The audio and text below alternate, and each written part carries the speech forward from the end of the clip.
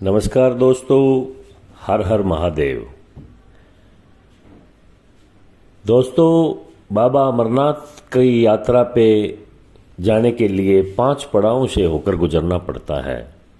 आज हम आपको इन्हीं 5 पड़ावों के बारे में विस्तार से बताएंगे।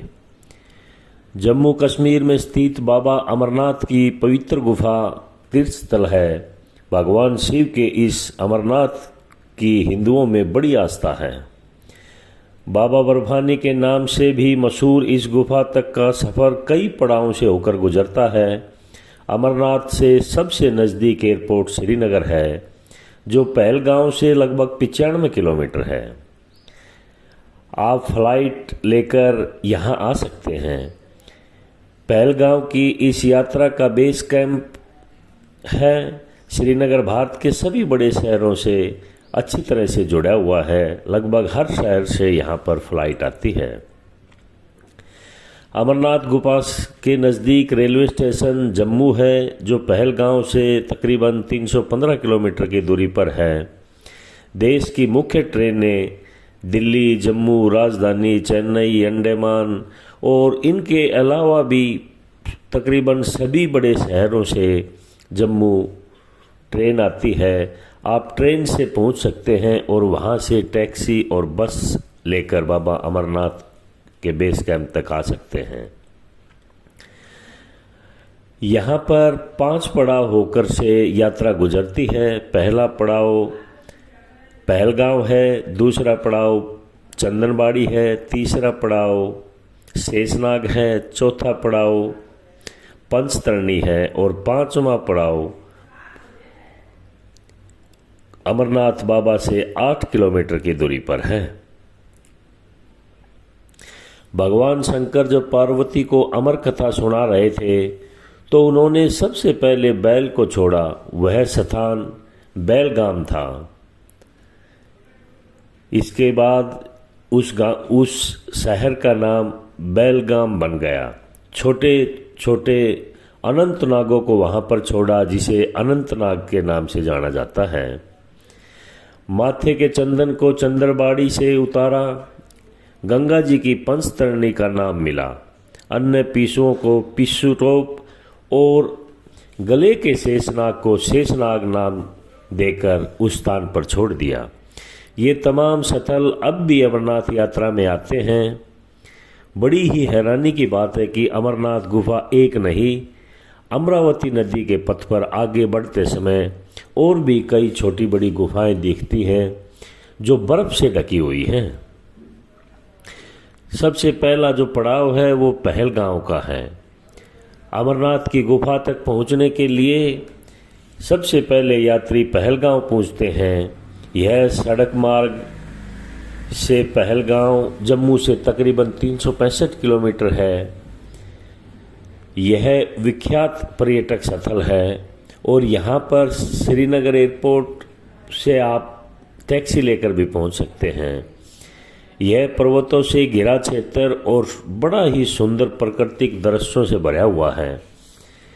यह लीदर नदी के किनारे बसा है। पहलगांव तक जाने के लिए जम्मू कश्मीर टूरिज्म बस उपलब्ध रहती है। आप किसी भी समय बस लेकर वहां पहुंच सकते हैं। यदि आप श्रीनगर के हवाई अड्डे पर आते हैं तो लगभग 96 किलोमीटर की सड़क यात्रा है, पहलगांव तक पहुंचती है। पहलगांव में ठहरने के लिए सामाजिक धार्मिक संगठनों की ओर से आवासीय व्यवस्था है। पहलगांव और केंद्र सरकार संस्थाओं की ओर से लंगर लगाए जाते हैं, जो फ्री में और बहुत ही अच्छी साफ सुथरा खाना परोसते हैं। पहलगाम और सरकार और गैर सरकारी संस्थाओं की ओर से लंगर की व्यवस्था की जाती है। पहलगाम से 1 किलोमीटर नीचे नूनवन में यात्री बेस कैंप है। पहला पड़ाव होता है तीर्थ यात्रियों की पैदल यात्रा। पहलगाम से ही शुरू होती है। दूसरा पड़ाव पड़ता है चंदनबाड़ी।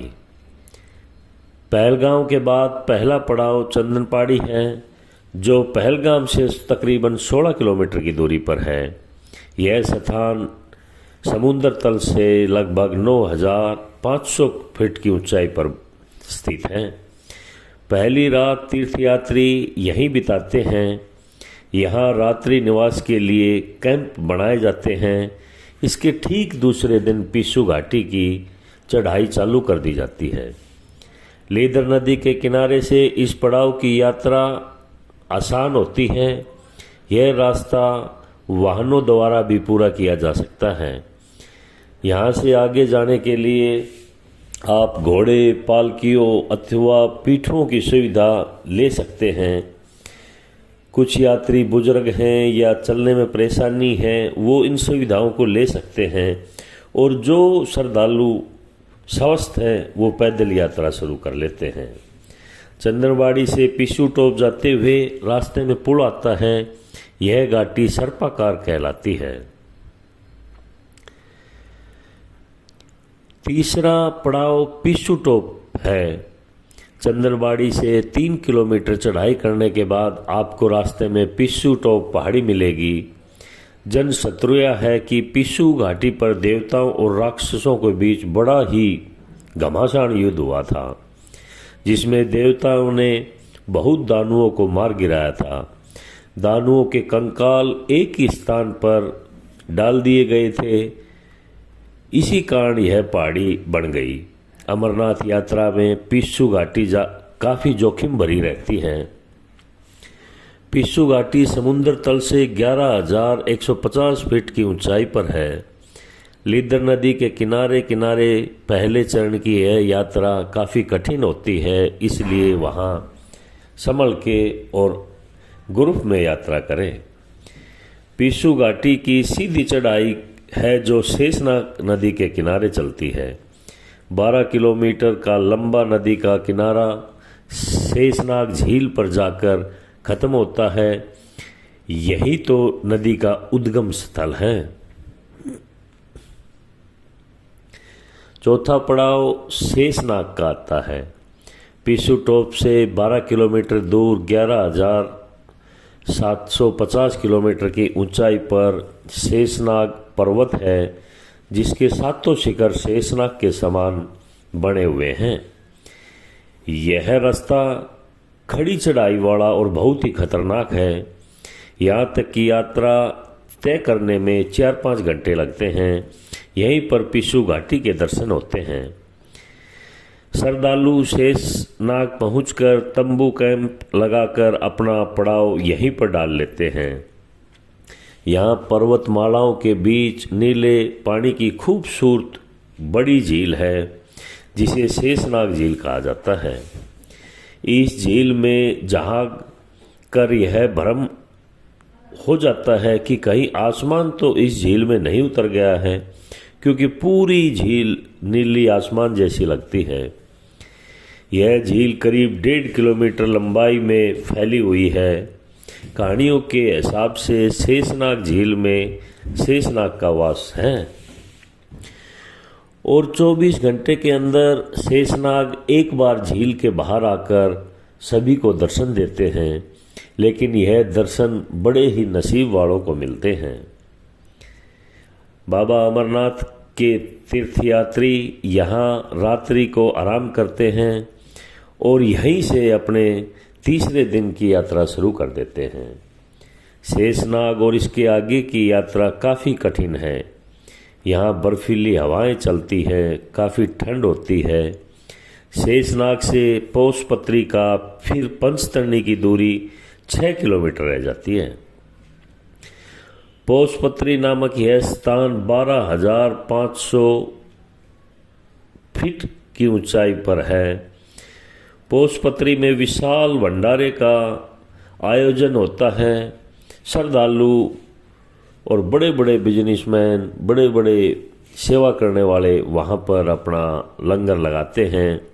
यहाँ भोजन, आवास, चिकित्सा सुविधा, ऑक्सीजन सिलेंडर आदि की सुविधा उपलब्ध रहती है।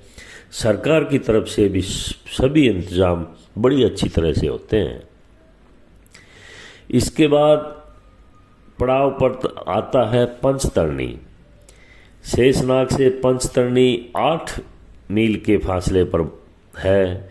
मार्ग में बेववेल टॉप और महागुणास दरों को पार करना पड़ता है, जिसकी समुद्र तल से ऊंचाई 14,000 फुट के आसपास है।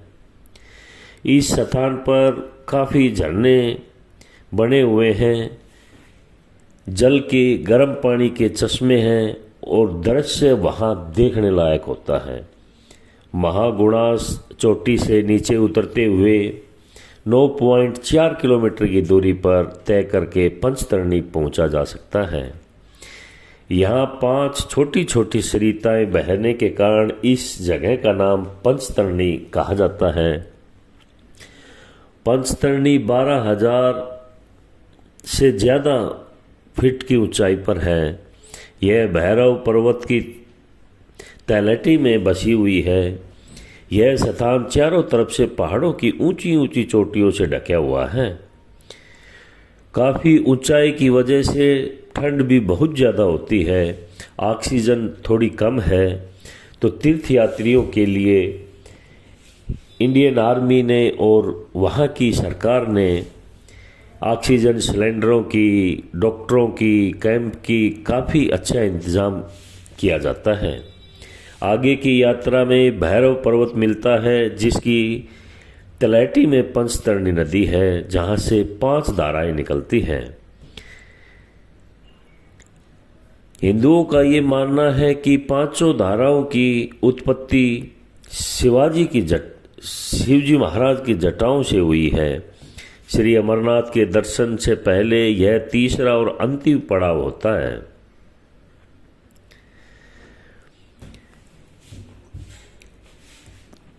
बाबा अमरनाथ के दर्शन के लिए आप जब जाएं तो यहाँ भी आप अच्छी तरह घूमिए, क्योंकि ये सभी जगह धार्मिक और बड़ी ही ऐतिहासिक है।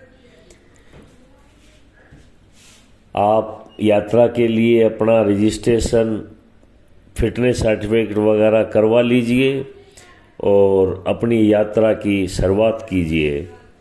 बाबा बर्फानी की यात्रा बड़ी जल्दी शुरू होने वाली है और हम आपकी अच्छी यात्रा के लिए और बाबा बर्फानी के दर्शन के लिए शुभकामना देते हैं। नमस्कार। हर हर महादेव।